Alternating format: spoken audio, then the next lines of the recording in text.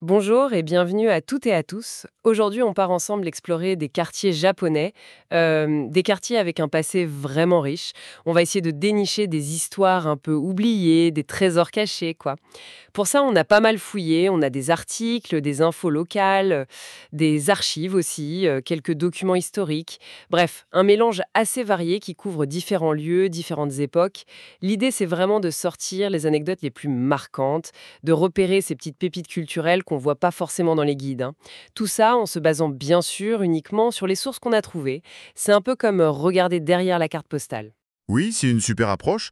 C'est toujours fascinant de voir comment des lieux, parfois avec des histoires compliquées, gardent des traces uniques. Ça donne une autre perspective. Ça nous rappelle qu'il faut souvent aller voir un peu plus loin que la surface.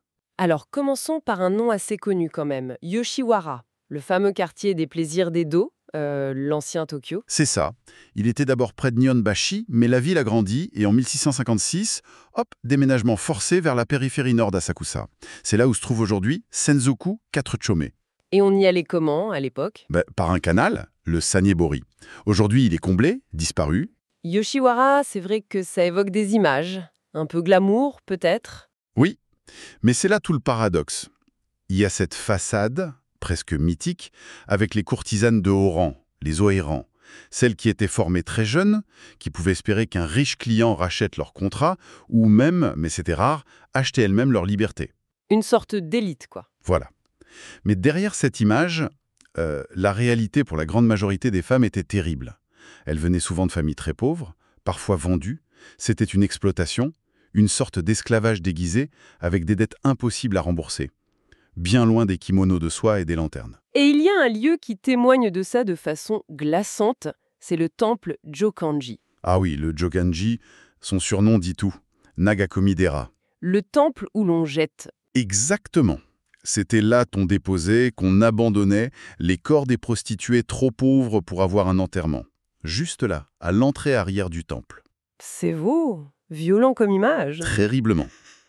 Il a fallu attendre l'époque Meiji pour qu'on érige un mémorial pour ces milliers de femmes sans nom.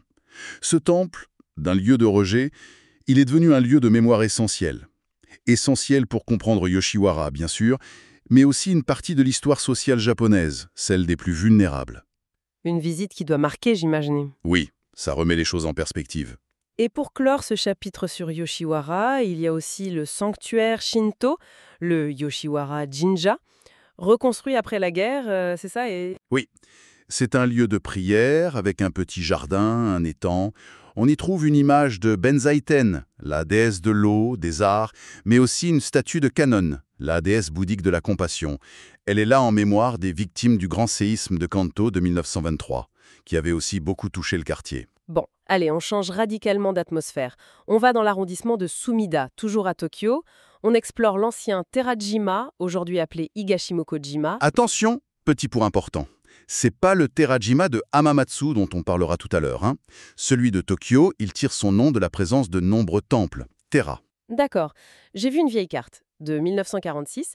Elle montre qu'il y avait un arrondissement, Mukojima-ku, avant qu'il fusionne pour créer Sumida. Et sur cette carte, il y a un quartier, Tamanoi. Oui, Tamanoi. Intéressant que tu le mentionnes.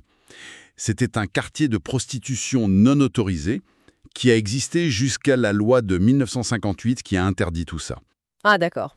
Et ce qui est frappant, c'est comment la littérature s'en est emparée. Nagai Kafu, un grand écrivain, en parle dans Bokuto Kidan.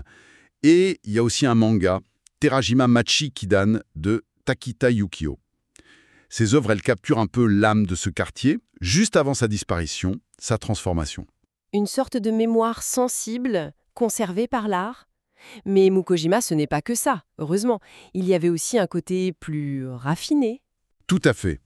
Il suffit de pousser la porte du jardin Mukojima Yokaen. Ce n'est pas un jardin princier, hein, mais l'œuvre d'un riche marchand d'antiquités, Sahara Kiku, au début du 19e siècle. Et il avait une idée particulière en tête? Au début, il voulait planter 360 pruniers. Mais avec ses amis lettrés, passionnés de poésie classique, ils ont eu envie d'un jardin fleuri toute l'année. D'où le nom Yakaen, le jardin des 100 fleurs. Joli nom, hein? C'était un vrai lieu de rencontre pour les artistes et les intellectuels de l'époque. D'ailleurs, on trouve encore plein de stèles gravées avec des poèmes de Basho, d'Otananpo. C'est une balade poétique, littéralement. Et il y a des choses à ne pas manquer si on le visite? Deux choses, oui. En automne, le tunnel de Hagi, les Lespédès, c'est magnifique, tout violet, sur une trentaine de mètres. Et puis, une tradition discrète, chaque année, le jardin fournit à la famille impériale les 7 herbes du printemps, les nanakusa. Un petit lien sympa avec les traditions impériales. D'accord. Jardin, poésie.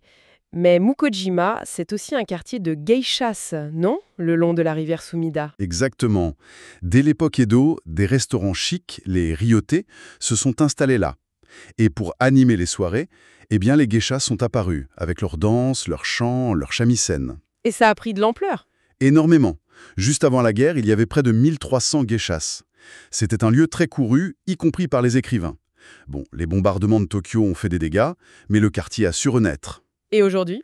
Aujourd'hui, c'est l'un des 6 Hanamachi, quartiers de geishas, encore actifs à Tokyo. C'est même celui qui en compte le plus, grâce à des associations qui préservent cette culture. C'est une vraie pépite cachée alors. On peut y aller voir des spectacles. Oui, c'est possible. Il faut passer par l'organisme officiel pour réserver un dîner dans un des ryote qui restent, et on peut assister à un spectacle. C'est une expérience assez unique, un plongeon dans un Japon très élégant. Mais ça demande un peu d'organisation, c'est sûr. Et côté littérature, après Nagai Kafu, il y a eu d'autres liens. Oui, Koda Aya, la fille du célèbre Koda Rohan, est née là en 1904. Elle a écrit sur son enfance dans le quartier. Et puis Yoshikawa Iji, qui est devenu un géant du roman historique japonais, a commencé sa carrière là, vers 1917. D'ailleurs, l'endroit où était la maison de Koda Rohan est maintenant un parc pour enfants. J'aime bien cette idée de mémoire qui continue à vivre. C'est une belle transition. Et Sumida, c'est aussi connu pour son artisanat, l'esprit shokunin, n'est-ce pas? Ah oui, absolument. Depuis l'époque Edo. Une spécialité magnifique, c'est l'Edo Kiriko. Le verre taillé. C'est ça. Avec ses motifs géométriques très fins, très délicats, ça date de la fin de l'époque Edo. Et on peut voir ça où? Peut-être même essayer. Alors, il y a le Sumida Edo Kirikokan. C'est un musée, mais aussi un atelier. Et ça, c'est le bon plan. On peut réserver une session pour graver son propre verre. C'est un super moyen de comprendre le geste, le savoir-faire. Génial ça. Et si on n'a pas le temps pour un atelier? Alors, au pied de la Tokyo Skytree, dans le centre commercial Solamashi, il y a un espace appelé Sumida City Point. Ils font souvent des démonstrations gratuites d'artisans, Edo Kiriko, mais aussi ils travaillent de l'écaille de tortue, d'autres choses. C'est une belle vitrine. Très bien. Bon, on quitte Tokyo maintenant. Cap sur Hamamatsu, dans la préfecture de Shizuoka, pour découvrir un autre Terajima. Oui, important de le préciser. Celui-là, son nom viendrait aussi des temples, Terra, et peut-être de sa géographie. Des terres un peu surélevées, comme une île, Jima, formée par l'ancienne rivière Tenryō. D'ailleurs, les vieux noms de lieux-dits font souvent référence à l'eau ou au temple. Et son histoire administrative est un peu complexe, hein. Oui, comme beaucoup de villages japonais, division, fusion au fil des siècles, pour finir intégré à la grande ville de Hamamatsu en 2005. Si on sait où regarder. C'est presque un jeu de piste, non? C'est exactement ça. Il faut chercher les marqueurs. Par exemple, les lanternes Akiba. Akiba, comme Akirabara à Tokyo. Non, là c'est Akiba-san, le mont Akiba. C'est le dieu protecteur du feu. Trouver une de ces vieilles lanternes en pierre, ça nous rappelle à quel point les incendies étaient une menace constante autrefois. D'accord. Et il y a d'autres types de marqueurs? Oui, les statues de Bato Kannon. C'est Kannon, la déesse de la compassion, mais avec une tête de cheval. Elle protégeait les chevaux, si importants pour le travail et les déplacements, puis tous les animaux domestiques. Souvent, on érigeait une statue en mémoire d'un cheval mort. En voir une, ça raconte l'importance de ces animaux dans la vie d'avant. Fascinant. Et vous parliez aussi de bornes. Oui, les bornes miliaires Hansobo. Celles-là, elles indiquent la distance jusqu'à un temple précis, le Hokoji. Ce temple est devenu très populaire au début de l'ère Meiji, parce qu'il avait échappé à un grand incendie, un peu comme par miracle. Ah, d'accord. Du coup, dans les années 1880, on a installé ces bornes le long des chemins de pèlerinage qui menaient au temple. Voir une borne avec la distance gravée, ça nous montre comment un événement local a pu créer de nouvelles routes, une nouvelle ferveur. Chaque découverte comme ça, c'est une petite histoire locale qui remonte. Il y a aussi des temples ou sanctuaires spécifiques qui ressortent. Oui, on peut mentionner le temple Dairenji.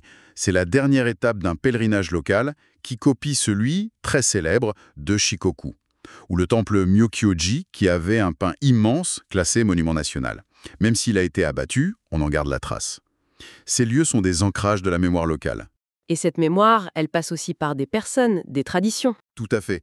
À Dairenji, par exemple, il est un monument dédié à Mizuno Kyue. C'était un inventeur local surnommé Atagu Kyusa, le sauveur des métiers à tisser. Fin 19e, il a amélioré les machines, formé des apprentis qui sont devenus importants. Il a vraiment lancé l'industrie textile de la région. Et il y a aussi une tradition de danse. Oui, l'Anshu Dainen Butsu. C'est une danse et un chant bouddhique pour accompagner les défunts. C'est très ancien, ça remonte au XVIe siècle. Le groupe de Terajima a son propre style, un peu lent, avec des gestes amples, des costumes, des tambours. Et ça existe encore aujourd'hui? Oui, ça avait disparu pendant un temps, mais ça a été relancé en 1990. Ils sont une cinquantaine, avec des jeunes, des femmes. C'est super de voir ce patrimoine immatériel continuer à vivre. Vraiment. Bon. Pour notre dernière étape, on revient à Sumida, à Tokyo, pour une trouvaille assez surprenante, j'avoue, le sanctuaire Takagi. Ah oui, le Ikifune Takagi Jinja. Alors ça, c'est une histoire. C'est un sanctuaire shinto assez ancien, fondé au XVe siècle, dédié à une divinité importante, Takagi no Kami. Classique jusque-là. Mais voilà, par une simple coïncidence de nom, Takagi, c'est aussi le nom de l'héroïne d'un manga et d'un anime très populaire, Karakai Jozu no Takagi-san. Quand Takagi me taquine en français, je connais. Eh bien, à cause de ça, ce petit sanctuaire tranquille est devenu un lieu de pèlerinage pour les fans d'anime du monde entier. C'est complètement fou, non? C'est incroyable. Et le sanctuaire, ils en pensent quoi? Ils ont été malins, ils ont joué le jeu à fond, ils ont collaboré avec les producteurs. Du coup, on trouve des amulettes Omamori, des plaquettes votives Aema, des calligraphies Goshuin spéciales avec Takagi-san dessus. Pas possible! Si. Et il y a même une statue taille réelle de Takagi-san en tenue de Miko, de gardienne de sanctuaire. Mais c'est génial! Quelle histoire! C'est un exemple parfait de comment la culture pop peut complètement revitaliser un lieu historique, créer des ponts inattendus entre passé et présent et attirer un public tout neuf. C'est un dialogue culturel assez unique en son genre. Franchement, quel voyage! De la mémoire sombre mais nécessaire de Yoshiwara à la richesse de Mukojima avec ses jardins, ses geishas, son artisanat, puis ce décryptage de l'histoire à même le sol à Terajima Amatsu, et pour finir, cette rencontre improbable entre un vieux sanctuaire et un anime à succès, ça montre bien qu'il y a plein de choses derrière un simple nom de quartier. Absolument. Toutes ces histoires, ces lieux moins évidents, que ce soit un temple du souvenir, un atelier d'artisans, une danse qui perdure ou ce sanctuaire boosté par la pop culture, ça nous donne une vision plus profonde, plus humaine de l'histoire et de la culture japonaise. Ça donne vraiment envie d'être curieux, de gratter un peu la surface. Et peut-être, pour finir, une petite question qui reste. En découvrant comme ça les couches cachées d'un lieu, ses tragédies, ses savoir-faire, ses liens surprenants avec aujourd'hui, est-ce que ça nous donnerait pas envie, à nous aussi, de regarder différemment notre propre rue, notre propre ville, de se demander quelles histoires se cachent juste là, sous nos yeux, qu'on ne voit plus? Voilà, c'est sur cette réflexion qu'on termine notre exploration d'aujourd'hui. Merci beaucoup de nous avoir suivis.